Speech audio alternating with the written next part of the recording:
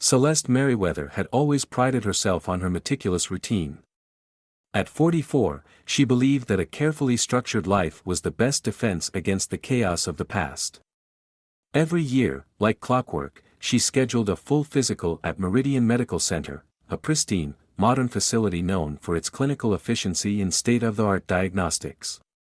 Today, on a brisk spring morning in Atlanta, she arrived at the center with a calm determination, unaware that fate was about to upend the carefully ordered narrative of her life.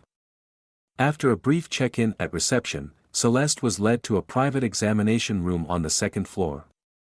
The room was softly lit by natural light filtering through frosted windows, its walls painted a soothing pale blue. A gentle hum of quiet conversation drifted in from the corridor, mixed with the occasional beep of a monitor from an adjacent room. Celeste's heart fluttered slightly, not from anxiety about the tests, but from the serene sense of order that always accompanied these visits. Today, however, an undercurrent of restlessness tugged at her, as if the day held more than just a routine check.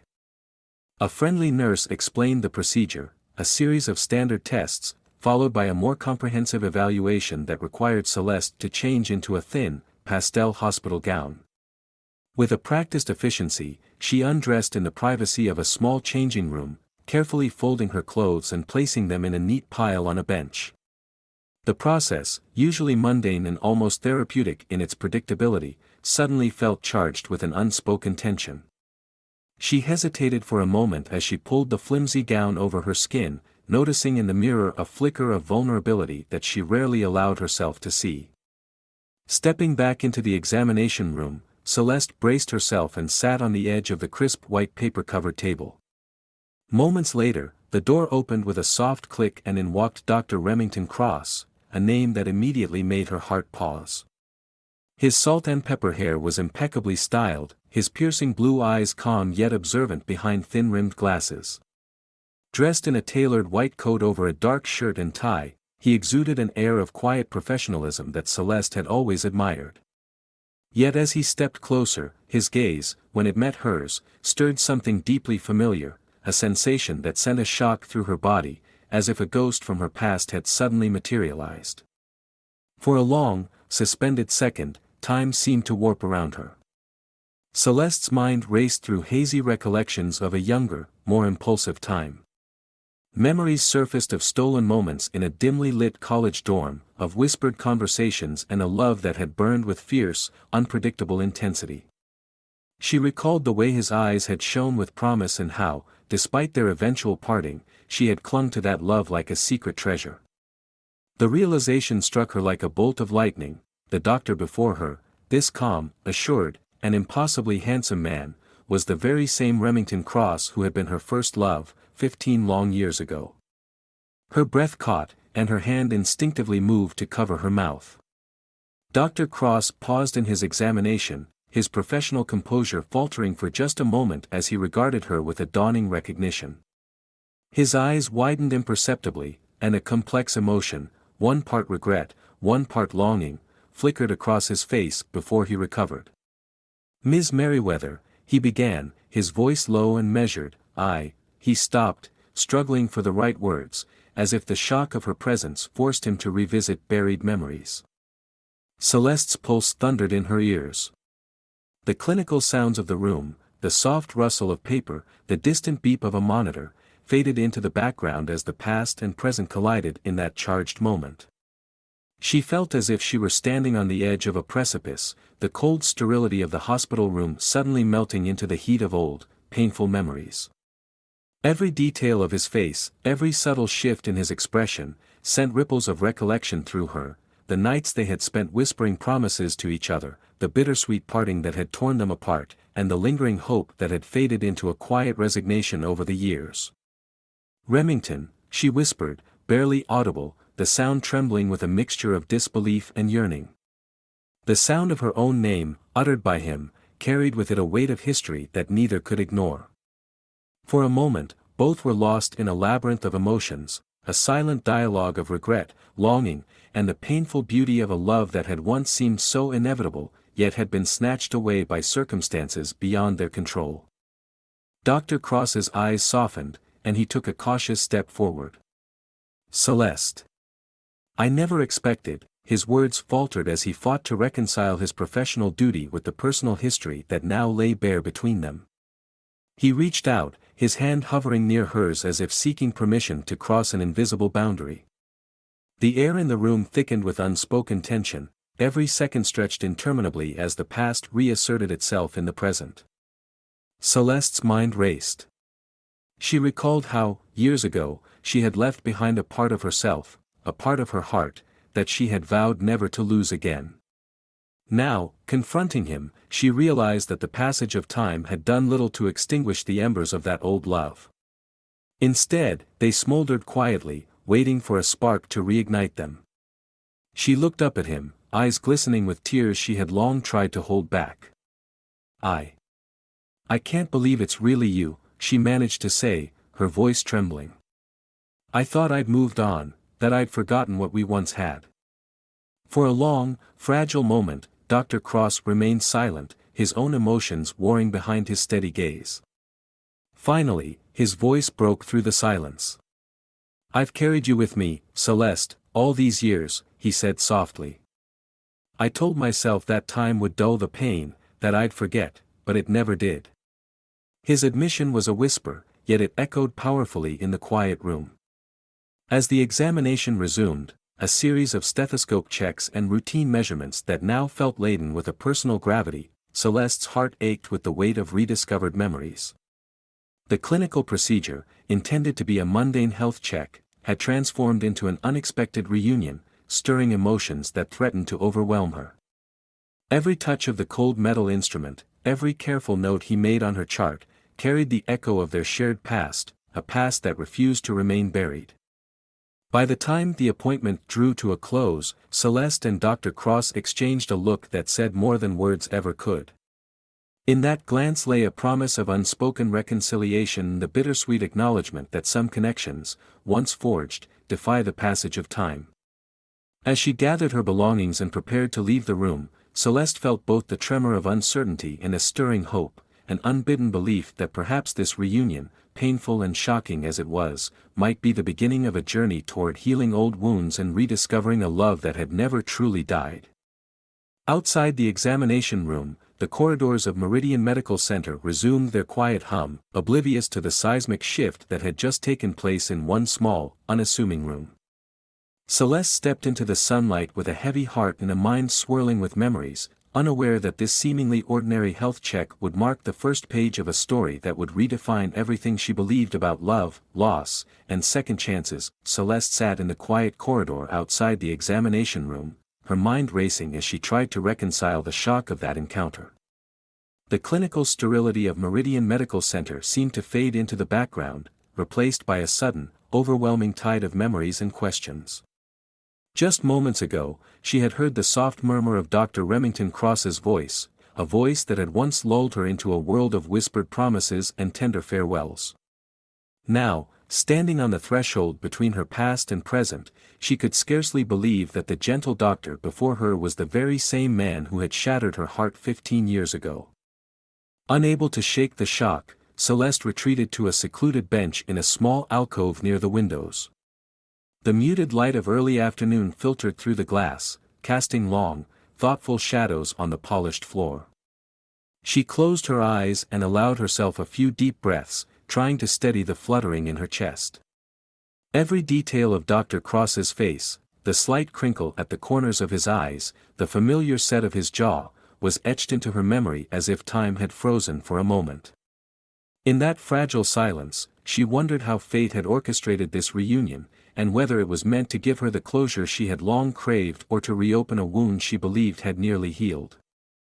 Inside the examination room, the routine physical resumed, though now it carried a strange, poignant weight. Dr. Cross's hands moved methodically over her skin as he checked her pulse and blood pressure, but each touch seemed to whisper of a shared past both tender and painful. Celeste's mind drifted to the old days, the laughter they once shared, the promises made under starlit skies in a cramped college dorm, and the heart-wrenching goodbye that had forced them apart. Now, as he gently placed his stethoscope on her chest, his eyes met hers in a silent plea for understanding, a question she was not yet ready to answer. After the checkup, when Celeste returned to the waiting area, she found herself unable to concentrate on the pamphlets and health statistics that normally filled that space.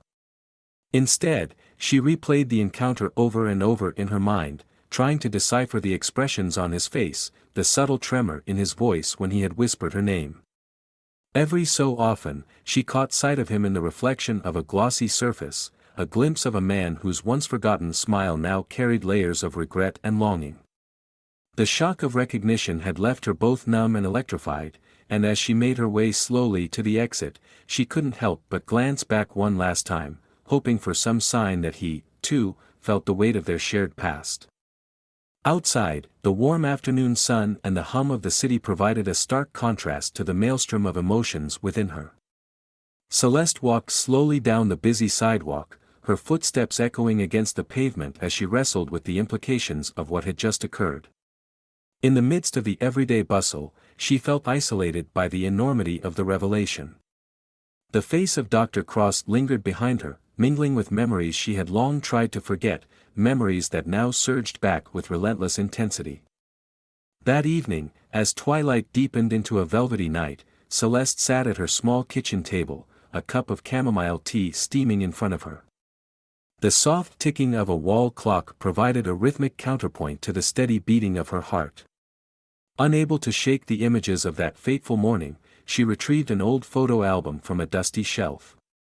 With trembling hands, she flipped through the pages, each faded photograph a relic of a time when love had seemed possible, when every moment with Remington Cross had been filled with the promise of endless possibilities. The images were bittersweet, a young couple laughing, sharing secrets under a willow tree, and later, the solemn goodbye at a train station as he boarded a distant train, leaving her with a heart full of unspoken words. As she pored over the photographs, Celeste found herself questioning everything. Had she truly moved on from him, or had she simply locked away that part of her heart, pretending it no longer mattered?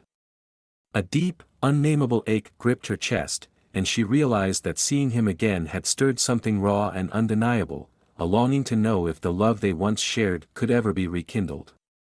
Meanwhile, across town in his modest apartment on the outskirts of Atlanta, Dr. Remington Cross sat alone by a window, staring out at the neon glimmers of the city. His mind replayed the morning's events in excruciating detail, the sound of Celeste's soft sigh, the fleeting recognition in her eyes, and the way his own heart had, against all reason, skipped a beat. For years, he had built a life on the premise that professional detachment was the only way to survive the chaos of love, especially after the painful collapse of their relationship. Yet now, faced with her unexpected reappearance, he found himself unraveling at the edges. The meticulous layers of his carefully constructed persona began to crumble, revealing a vulnerability he had long believed was buried deep. In the quiet solitude of that apartment, he replayed old memories, a farewell that had once seemed final, a promise made in youthful ardor, and wondered if destiny had given him a second chance, or merely reopened wounds he thought had healed. Late into the night, unable to find solace in sleep, Remington penned a letter he never intended to send, a confession of regret, longing, and the unbearable weight of memories. In careful script, he traced his feelings and the moments that had led him to this juncture. Celeste, every day without you was a day lost, and every moment since has been a silent echo of what might have been, he wrote, his words heavy with emotion. Yet, as the ink dried on the paper, he folded it neatly, tucking it away in a drawer, a secret promise to himself that he would not let the past completely dictate his future, even if the road ahead remained uncertain. The next morning, Celeste awoke with a new determination. The shock of the reunion still pulsed in her veins, but she resolved to confront it head-on. She decided to schedule a follow-up appointment with Dr. Cross, not for the sake of her health, but to see if they could have a proper conversation, away from the sterile confines of the exam room. As she dialed the number, her fingers trembled slightly, each ring echoing with the weight of her hopes and fears. And when his familiar, measured voice answered, the sound stirred a cautious optimism within her, a spark that whispered of old promises and the potential for a new beginning. In that moment, as Celeste prepared to step back into a world where the past and present collided, she sensed that nothing would ever be the same.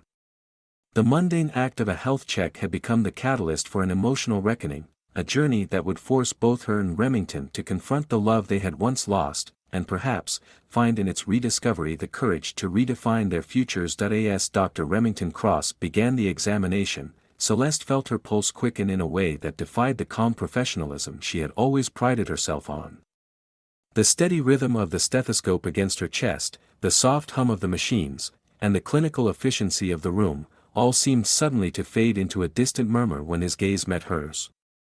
In that fleeting moment, as if a time-worn film reel had flickered to life, a cascade of memories overwhelmed her.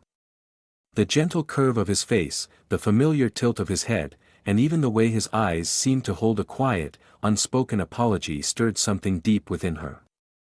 It was as if the decades had melted away, and she was transported back to a time when their laughter had filled long, lazy afternoons and whispered promises had echoed in the night. For several agonizing seconds, Celeste was frozen, unable to breathe, unable to move, her mind a tumult of joy, regret, and disbelief. Every detail of his appearance, the salt and pepper strands in his hair, the softened lines around his eyes, and that unmistakable intensity in his gaze, unraveled the carefully guarded walls she had erected after their abrupt, heart-wrenching parting. In that mirrored moment, as she caught sight of herself and him reflected together in the exam room's polished surface, she recognized not only the man before her but also the girl who had once believed in the power of their love. Dr. Cross, too, seemed to hesitate, his practiced clinical demeanor momentarily slipping into something far more personal. His hands, which had been so deftly navigating the routine of her physical, stilled for an instant. The tension in the room shifted, charged with the weight of a history neither had expected to resurface. For a long, suspended moment, silence reigned, a fragile, electrifying silence that spoke of lost years and unhealed wounds. Celeste's heart pounded as the realization crystallized, this gentle, compassionate doctor, with whom she had long associated the safe routines of healthcare, was none other than the man who had once been her first love, a love that had burned brightly before fate tore them apart. Shock mingled with a bittersweet nostalgia as flashes of their shared past surged forward, late-night conversations under starlight, promises made in youthful fervor, and an abrupt farewell that had left her with a void she had spent years trying to fill. Unable to hold back any longer, she swallowed hard and whispered his first name, Remington. The sound trembled in the sterile air, laden with both longing and disbelief. His eyes softened, and a flicker of remorse, mixed with a lingering affection, passed over his features.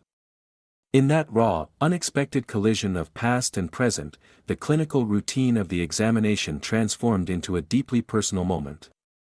The room, once a neutral space of health and routine, now pulsed with the unspoken possibility of rediscovered love, and every heartbeat echoed with the fragile hope that the pain of their separation might finally be healed. After the exam, Celeste lingered in the quiet, sunlit corridor of Meridian Medical Center, her mind swirling with the shock of rediscovering a past she thought was buried forever. The hum of the hospital, a mix of soft beeps, distant conversations, and the gentle rustle of cleaning carts, seemed to underscore the gravity of what had just happened. For a long moment, she stood still, the cool air on her skin mingling with the heat of memories, until she finally resolved that she could no longer let the encounter pass without confronting it. Later that afternoon, when the steady flow of patients had eased and the corridors quieted, Celeste decided to seek out Dr. Remington Cross again. She recalled the moment during her checkup when his gaze had locked with hers, a moment so charged with recognition that time itself seemed to falter. Determined to understand the truth behind that fleeting intimacy, she walked briskly down a deserted hallway until she reached a small seating area by a set of windows that overlooked the hospital garden. There, seated on a worn but comfortable bench, was Remington, gazing out at the green expanse as if lost in thought. For several long minutes, neither spoke. The silence was thick with unasked questions and emotions too raw for polite conversation. Finally, Celeste cleared her throat softly. "Remington," she ventured, her voice barely more than a whisper. He turned slowly, his eyes meeting hers with a mix of regret, surprise, and something else, an unspoken yearning that stirred her heart. "Celeste," he began, his tone hesitant, as though each syllable was laden with the weight of years gone by. I never expected to see you again in this place." She took a cautious step forward, her pulse quickening. "I felt it, too," she said, her voice trembling slightly. "That moment during the checkup, it was like I was looking into a mirror, and everything we had, everything we lost came rushing back." His eyes glistened under the fluorescent glow as he struggled to maintain composure, and for a moment, the hospital walls seemed to recede into insignificance, leaving only the two of them in a shared world of memory and regret. Remington shifted uncomfortably, glancing down at his hands as if seeking solace in their familiar steadiness. "I remember a time when we were inseparable," he confessed, his voice softening into a confession that felt both fragile and powerful. "Back then, I believed our love was eternal, a promise made in the quiet corners of a college dorm, in whispered vows beneath starry skies. But life, it tore us apart, and I was too proud or too scared to fight to keep you." His admission was accompanied by a tremor in his voice that made Celeste's heart ache with both sorrow and a strange, reluctant hope. Tears welled in Celeste's eyes as she recalled those blissful yet painful moments. "I tried so hard to move on," she whispered. "I built walls so thick I thought nothing could ever reach me again. And then, today, everything changed in an instant. I saw you, and it was as if all the years of silence suddenly spoke volumes." Her voice cracked under the weight of her emotions, but she pressed on. "I always wondered if you ever thought of what we had, if you ever regretted how it ended." For a long, loaded pause, Remington's gaze flickered away as he struggled with the memories he had locked away so tightly. "I did," he admitted at last, his voice barely audible. "Every day, the memory of you haunted me, a constant reminder of a love that might have been. I told myself that I was protecting both of us by never getting too close again, that I had to keep my distance. But now, seeing you here, I realize that distance only deepened my loneliness." Celeste's emotions surged, and she reached out to cover his hand with her own. "Maybe it's not too late to mend what we lost," she said gently, her eyes searching his for any sign of hope. "Maybe we can start again, understand that the past, no matter how painful, doesn't have to define our future." There was a tentative vulnerability in her words, an invitation to share in the possibility of rediscovery. Remington's eyes softened, and a tear glistened at the corner of his eye. "I've thought about it so often," he murmured, voice thick with longing.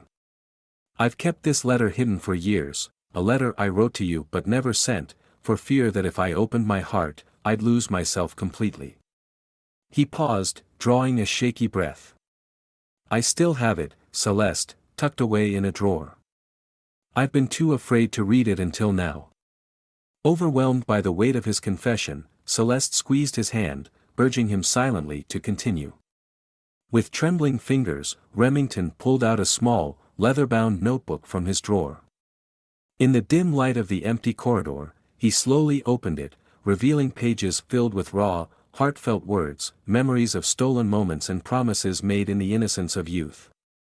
"I wrote about our dreams, our plans, how we could have changed the world together," he said, voice quivering.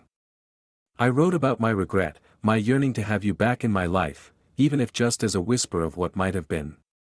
Celeste leaned in, reading fragments of the faded script. Each word was a testament to a love that had endured the ravages of time, a love that had been buried beneath the debris of pride, hurt, and the relentless march of adulthood. "I never stopped loving you," she whispered, tears falling freely now. "I always believed that somewhere, somehow, we'd have a chance to try again." For a long, bittersweet moment, Remington and Celeste sat there, their hands intertwined, their hearts laid bare in that unguarded space. The clinical sterility of the hospital corridor gave way to something warm and real, a reconnection of two souls who had been separated by fate and fear, now united in the possibility of forgiveness and renewal. As the light in the corridor shifted toward the golden hues of late afternoon, they finally rose, reluctant to break the spell of that fragile reunion. Remington, with his eyes still glistening with unshed tears, murmured, "Maybe we can rewrite our story, Celeste, start from this moment and see where it takes us." Celeste, with a tentative smile and a heart full of hope, replied, "I'd like that more than anything." In that quiet, transformative conversation, the weight of the past slowly lifted, replaced by a cautious optimism for the future. Though both knew that their journey would not be easy, wounds run deep, and old scars never fully fade, they stepped forward together, ready to face the uncertainty with a shared promise to cherish what they had lost and, perhaps, to rebuild something beautiful from the remnants of their past. After that intense moment in the corridor, a heavy silence enveloped them as if the world itself had paused to let their confession settle. Celeste stood a few paces away from Dr. Remington Cross, her eyes still wet from the tears that had flowed when his trembling voice revealed long-hidden regrets and unfulfilled promises. The clinical hum of Meridian Medical Center seemed to recede, replaced by the quiet heartbeat of a shared past that both terrified and comforted them. For a long while, neither moved, as if each second stretched into an eternity where the weight of lost years mingled with the fragile hope of new beginnings. Finally, Remington slowly reached out and lowered himself onto the edge of a nearby bench. His hands, still unsteady, fidgeted as he tried to collect the scattered pieces of his emotions.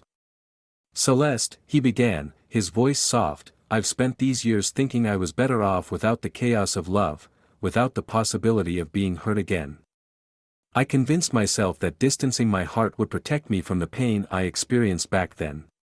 He paused, swallowing as memories of their once fervent love, full of laughter and wild promises, flared painfully behind his eyes. "But seeing you today, I feel every lost moment, every silent apology I never got to give. I feel as though the years have been a long, cold winter, and this sudden meeting is the first hint of spring." Celeste's breath caught as his words seeped into her, rekindling a warmth she thought she had long suppressed. She stepped closer, her voice barely above a whisper. "I've tried to move on, to rebuild a life that didn't have the risk of losing love again. But you were always there, like a phantom in the back of my mind, a reminder of what I once believed was real." She hesitated, gathering her thoughts as she recalled the laughter of their shared past, the bittersweet parting at a rain-soaked train station, the promises made in youthful innocence. "I never truly let you go, Remington. I locked away my heart, hoping that time would erase the pain. But it didn't, it only deepened the longing." For a moment, they simply stood there, eyes locked, letting the unspoken truths fill the space between them. The corridor, once a sterile stretch of white walls and muted footsteps, now seemed to vibrate with possibility and regret alike. Remington slowly reached for her hand, his touch tentative, as if he were unsure whether to claim the intimacy they once shared. "I'm scared," he admitted, the admission raw and honest, "that opening up again will only expose me to the same hurt I've spent years avoiding." His gaze dropped, and he squeezed her hand gently, as though to reassure both of them that the risk was worth taking. Celeste's own heart trembled with a mixture of fear and yearning. "Sometimes, I think the greatest risk isn't loving again, it's never allowing ourselves to feel at all. I've built walls so high that I thought I could keep out all the pain. But what if those walls also keep out all the beauty and connection we desperately need?" Her voice broke slightly, laden with the sorrow of a past marred by missed chances and the hope that maybe, just maybe, this reunion could heal the old wounds. Remington looked up, his eyes brimming with unshed tears, and slowly nodded. "I've been afraid that if I let you in again, I'd lose control, not just of my emotions, but of everything I've built. I thought detachment was my strength. But standing here with you now, I see that detachment is just a prison of my own making." His words trembled with vulnerability, each syllable a surrender of the cold defenses he had clung to for so long. In that moment, the corridors of Meridian Medical Center receded into a distant blur. All that existed was the two of them, intertwined in a silent understanding of love's unpredictable power. Celeste stepped forward, her hand rising to gently rest against his cheek, a gesture both tender and filled with quiet determination. "Maybe it's time we let the past be our guide rather than our chain," she said softly, her eyes locking onto his with an intensity that spoke of long-held dreams and a desire for a future where their hearts could heal. The soft hum of the hospital's activity provided a gentle counterpoint to their private confession, a symphony of life continuing in the background while they clung to a moment that felt suspended in time.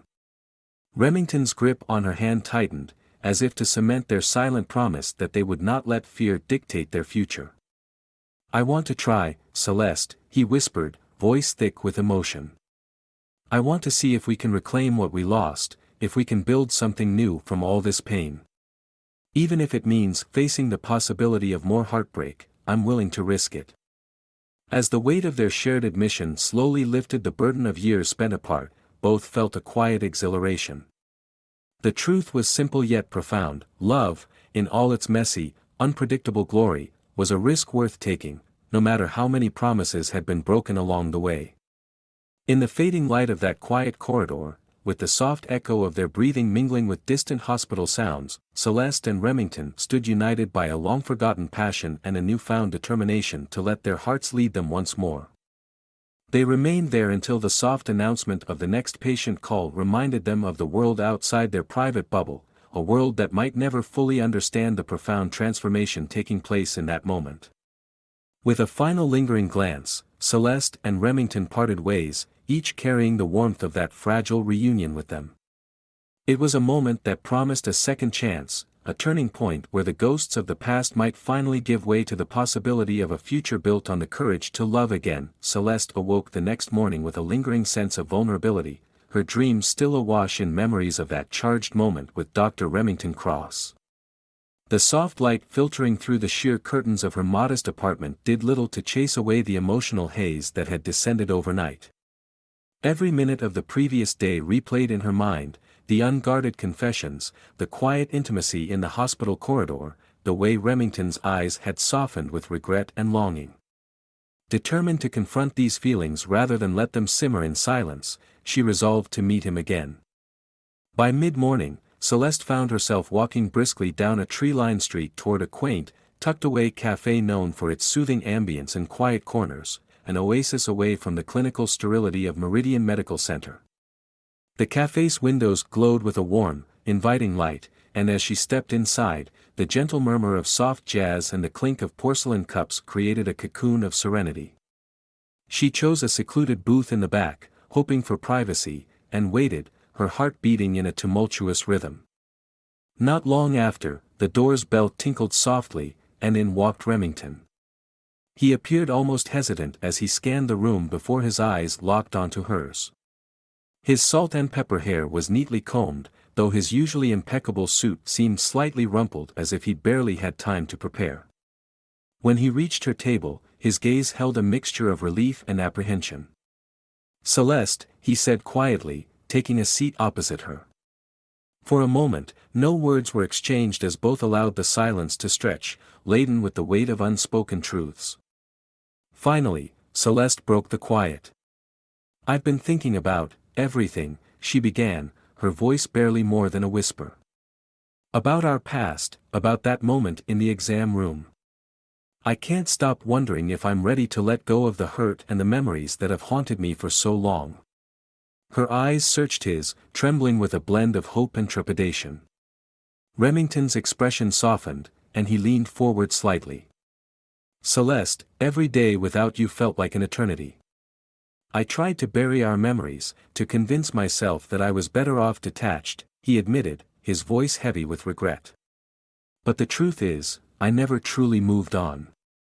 I've kept your memory alive in secret letters and quiet moments alone, wondering if there would ever be a chance to mend what was broken." Outside, the muted sounds of the city filtered in through the café's windows, a reminder that life moved relentlessly on even as they lingered in this fragile sanctuary of shared vulnerability. Over steaming cups of herbal tea, they spoke at length. Remington recounted the bittersweet days following their abrupt separation, the nights filled with regret, the days punctuated by reminders of her laughter, the ache of a love he had once thought lost forever. Celeste, in turn, revealed the scars of her own past, the walls she had built to protect herself from pain, and how the unexpected reunion had forced her to confront feelings she'd long suppressed. As the conversation deepened, the topics shifted from painful memories to tentative hopes for the future. I've often wondered, Celeste confessed softly, if we could ever find a way to start anew, not by erasing the past, but by accepting it and learning from it. Remington's eyes glistened as he listened, his voice choked with emotion when he replied, I want nothing more than to try, even if it means risking more heartbreak than I've ever dared imagine. Their words mingled with the low hum of the cafe, creating a cocoon of intimacy that transcended the clinical detachment of their previous lives. Yet even as they explored the possibility of renewal, both were painfully aware of the fragility of their reunion. Every pause, every hesitant smile, spoke of uncertainty, of fears that old wounds might reopen and that the scars of the past might never fully fade. But within that uncertainty lay a promise, the promise of a second chance, of learning to embrace love with all its messiness and beauty. In one particularly quiet moment, as dusk began to settle outside and the cafe's lights dimmed into a soft glow, Remington reached across the table and gently brushed away a tear that had escaped Celeste's eye. I've kept this letter for years, he murmured, his voice barely audible. A letter I wrote when I thought I'd lost you forever. I never had the courage to send it, but now, maybe it's time you read it. With trembling fingers, he pulled out a small, worn envelope from the inside of his jacket and slid it over to her. Celeste hesitated only a moment before breaking the seal. As she read, the words poured out like a confession, a testament to love, regret, and the hope that had sustained him through all those lonely years. The contents of the letter stirred something profound in Celeste. Every carefully chosen word echoed in the quiet space between them, drawing them closer with a magnetic intensity. When she finished reading, she looked up, eyes brimming with tears and a tender smile forming on her lips. I never stopped loving you, she whispered, the simple truth resonating like a revelation. Remington's face softened further, the stoic mask he had worn for so long dissolving into raw vulnerability. Then perhaps, he said, voice thick with emotion, it's time we stop living in the past and start building a future, together. In that moment, the world outside the cafe seemed to fade away, leaving only the two of them suspended in a timeless embrace of shared hope and healing. Their fragile reunion was no longer a chance encounter born of fate, it was a deliberate step toward reclaiming what had been lost, a promise to let go of old regrets and to dare to love once more, with all the imperfections that made it real. As they left the cafe hand in hand, stepping out into the cool evening air, Celeste and Remington felt the weight of the past ease slightly, replaced by a cautious optimism for the future. The journey ahead was uncertain, riddled with potential heartbreak and lingering scars, but in that tender moment, they both understood that the risk of love was far greater than the cost of remaining alone. And so, beneath the soft glow of twilight and the steady pulse of a city that never truly slept, they began to walk together on a path that promised healing, redemption, and the transformative power of embracing the love that had once defined them both. Late one afternoon, as storm clouds gathered over Manhattan and the hum of Kingsphere Tower grew louder with the distant rumble of thunder, Roderick Caldwell found himself summoned unexpectedly to a confidential board meeting. The atmosphere on the upper floors was charged with anxious whispers and furtive glances. Employees and junior executives alike spoke in hushed tones about the precarious state of the company's philanthropic initiative and the recent hints that his personal life might be bleeding into corporate affairs. Roderick, however, was determined not to let the escalating rumors undermine his authority.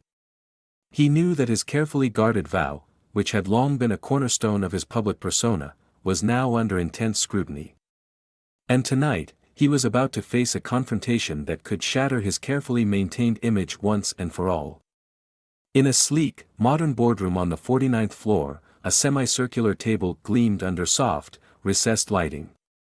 Around it sat a collection of stern-faced directors and influential investors, their expressions a mix of concern and calculated skepticism. At the head of the table, Roderick took his place with a steadying breath, his eyes scanning the room for any sign of betrayal. Across from him, Avellini Starling sat with a composed air, her gaze calm yet unwavering, as if daring anyone to question the integrity of the Eco-Cities initiative she championed. The murmurs in the room gradually subsided as the meeting commenced, and all attention focused on the agenda. The meeting opened with routine financial reports and updates on market performance, but it wasn't long before one board member, a silver-haired man named Leland, cut through the formalities. "Mr. Caldwell," Leland began, voice measured but laced with an undercurrent of disapproval, "there are growing concerns about certain irregularities in your personal expenditures, specifically, the unexplained allocation of funds towards emergency family contingencies. Can you clarify whether these are isolated cases or part of a broader pattern?" His words, delivered with calculated precision, sent a ripple of tension through the room. Roderick's pulse pounded in his ears. The topic was not new, but now it was being weaponized in front of shareholders who prided themselves on rational, profit-driven decision-making. Roderick's eyes flickered to Avellini, who maintained a steady, supportive expression. For a moment, he felt a surge of gratitude toward her, a silent acknowledgement that she was more than a mere subordinate, she was his partner in navigating this treacherous landscape. "I will not allow baseless rumors to distract us from Kingsphere's proven track record," Roderick replied evenly, though his voice betrayed a hint of strain. "The funds in question were allocated to cover unforeseen medical expenses for one of our community partners. I assure you, all expenditures were fully documented and aligned with our long-term philanthropic goals." He paused, letting his words sink in, aware that every syllable was being scrutinized. Leland leaned forward, eyes narrowing. "And yet, Mr. Caldwell, these expenditures seem to coincide with personal events that are hardly appropriate for a corporation's budget. It appears that your personal life, your, shall we say, unconventional approach to family, is bleeding into corporate strategy. How can we be sure that your judgment remains uncompromised?" The question hung in the air like a gauntlet thrown down, and a murmur of agreement spread among a few directors. Avellini interjected softly but firmly, "The Eco-Cities initiative is built on transparent, sustainable practices that benefit the community. Personal circumstances, however complicated, do not alter the integrity of our strategic objectives." Her measured tone carried both reassurance and defiance. She locked eyes with Leland, as if daring him to reduce her words to mere corporate jargon. "Our numbers speak for themselves. The projected growth from this initiative is not only realistic, it's transformative." For a long moment, silence reigned as all eyes shifted between Roderick and Avellini. The tension was palpable, a tug-of-war between the old vow that had long defined him and the emerging realization that genuine connections might strengthen rather than weaken his leadership. Roderick's jaw set as he absorbed the collective gaze, his mind racing with the implications. If his personal arrangements were exposed in their entirety, the board could very well decide that he was no longer fit to lead a company that was meant to be a pillar of modern responsibility. Yet he also recognized that denying his own humanity was a self-imposed prison that had cost him dearly in lost opportunities for true connection. Taking a slow, deliberate breath, Roderick continued, "I acknowledge that my personal choices have raised questions. I did, for many years, swear never to allow emotional attachments to complicate my professional judgment. But I have come to understand that isolating oneself completely is not only unsustainable, it's detrimental. I have evolved. And while my past decisions were made under a veil of caution, now believe that genuine engagement, even if it comes with risks, ultimately makes for better leadership." His voice, though measured, trembled with sincerity. "I stand before you not as the infallible man I once pretended to be, but as someone who has learned that vulnerability can be a strength."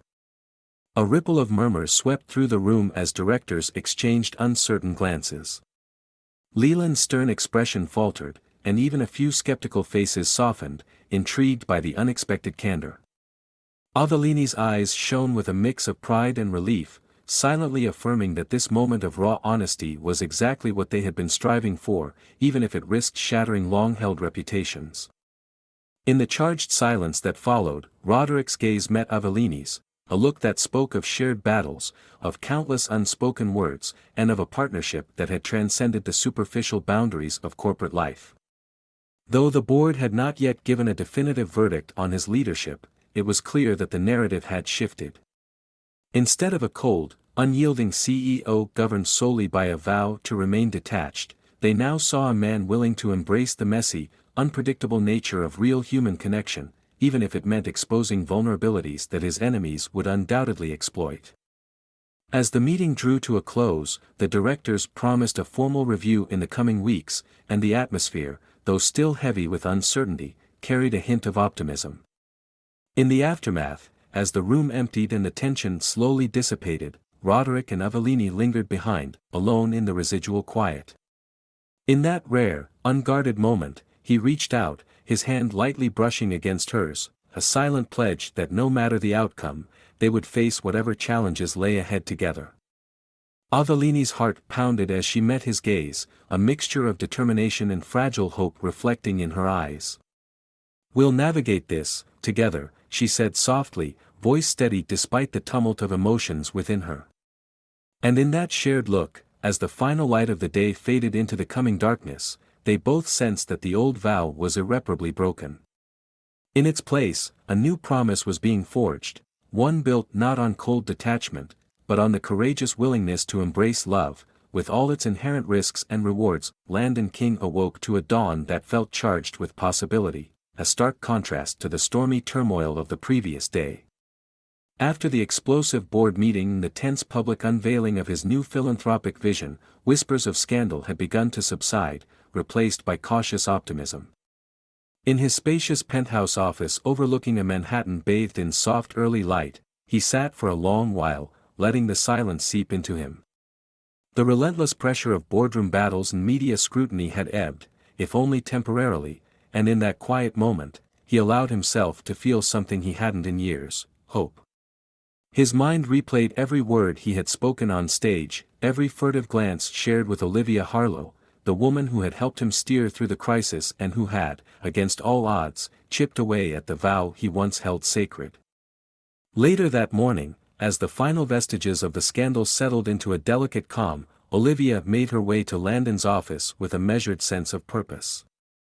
The philanthropic event had been a triumph, at least in the eyes of many stakeholders, and while the board had demanded a formal review in the coming weeks, the immediate crisis was over. In the quiet hallway of Kingsphere Tower, Olivia paused before Landon's door, her heart pounding with a mixture of relief and apprehension. She recalled the tense moments in the boardroom, the biting insinuations about his personal life, the fierce defense of the Eco-Cities initiative, and the vulnerability that had shone through in Landon's eyes when he admitted he was no longer willing to hide behind his old vow. Taking a deep breath, she knocked softly and stepped inside. Landon was waiting by a window that framed the glittering skyline. His face, once etched with the hardened mask of a ruthless CEO, now bore traces of fatigue softened by introspection. As Olivia entered, he greeted her with a quiet nod, his eyes conveying gratitude and something more tender than corporate courtesy. "Olivia," he said, voice low and sincere, "today we showed them that authenticity can be our greatest strength." He gestured for her to come closer, and as she sat across from him at a sleek, dark wood table, they fell into a conversation that was as personal as it was professional. They spoke at length about the events of the previous day. Landon admitted that the confrontation with the board had been a turning point, one that forced him to question the very foundations of his carefully constructed life. He recalled the painful memories of his own childhood and the fallout of his parents' bitter divorce, all of which had driven him to swear off emotional attachments. "I used to believe that keeping people at arm's length was the only way to protect myself," he confessed, "but seeing the world react with shock and even support when I revealed the truth about my personal choices, it made me realize that perhaps vulnerability isn't the enemy after all." Olivia listened intently, her gaze unwavering. She told him about the long nights she had spent reconciling her own dreams of making a tangible difference with the demands of a high-powered corporate environment, and how his willingness to open up had inspired her to reconsider her own defenses. As the conversation deepened, the two began discussing plans for the future. Olivia outlined her vision for a sustained, integrated philanthropic campaign that would not only serve the community but also reflect Kingsphere's commitment to genuine social responsibility. Landon, for his part, revealed that the scandal had ignited a desire to rebuild his public persona from the ground up, one that embraced both fiscal prudence and heartfelt compassion. They strategized together, mapping out a timeline for new initiatives and agreeing to set up regular meetings to ensure transparency and accountability. In that collaborative space, their shared determination transformed into a quiet promise that they would navigate the murky waters of corporate politics hand in hand. Outside, the city was awakening to a new day. The board's formal review was scheduled for the following month, and while uncertainty still lurked behind every whispered rumor, the immediate threat had receded into the background. Landon and Olivia began to work together more closely, with Landon stepping out of his isolated corner of power and into the realm of genuine leadership. His once impregnable vow, which had kept him emotionally sterile, was now replaced by a commitment to the very human values of love and responsibility. He told himself that every difficult decision he made from now on would be guided not only by profit margins and market forecasts but by an honest reckoning with his own heart. In the days that followed, media coverage of Kingsphere's philanthropic push became surprisingly favorable. Articles praised the company's bold new initiatives and noted, with a hint of awe, the dramatic personal transformation of its CEO. While some critics still whispered about his past and the unconventional nature of his relationships, the overall narrative was shifting toward redemption and renewal. Investors, reassured by the robust performance of the EcoCities initiative, expressed cautious optimism, and the board, though still wary, allowed Landon greater latitude to lead with both head and heart. Late one evening, after a long day of strategic meetings and public appearances, Landon and Olivia found themselves alone in a quiet corner of a trendy downtown restaurant where Kingsphere had hosted a celebratory dinner for philanthropic partners. The soft glow of candlelight and the muted hum of a live pianist created an atmosphere that felt intimate and timeless. Over a glass of aged scotch, Landon recounted how he had spent the night before reviewing old photographs and letters that he had locked away, realizing that the promise of his vow was nothing more than a crumbling relic of a fear-driven past. "I've come to see that love isn't a weakness, it's the foundation of true strength," he said, voice steady with conviction. Olivia reached across the table, her hand brushing against his in a simple yet profound gesture of support. "And I believe that by embracing our vulnerabilities, we can create a legacy that goes beyond numbers," she whispered, eyes shining with determination. In that moment, as the world outside buzzed with life and possibility, they both understood that they were at the threshold of a new chapter, a chapter where personal redemption and corporate success could coexist, where the courage to love could transform not only a man's heart but also the very future of his company. Though challenges still loomed large, public scrutiny, board politics, and the scars of old wounds, the promise of a future built on authenticity filled them with hope. They agreed to face the coming days together, committed to a journey that might be as unpredictable as it was transformative. As the dinner came to a close and they stepped out into the cool night air, Landon paused for a moment in front of a mirrored storefront. He looked at his reflection, once a symbol of cold detachment, now softened by the warmth of newfound purpose. Olivia's hand found his, and in that silent, lingering touch, they made a quiet pact to rebuild their lives on their own terms. The vow that had once shielded Landon from love was now a shattered memory, replaced by a resolve to embrace every risk that came with genuine connection. And as they walked side by side under the city's neon glow, they both felt that whatever challenges lay ahead, the most important step had already been taken, a step toward a future where vulnerability was celebrated, and love, once forbidden, was finally free to flourish.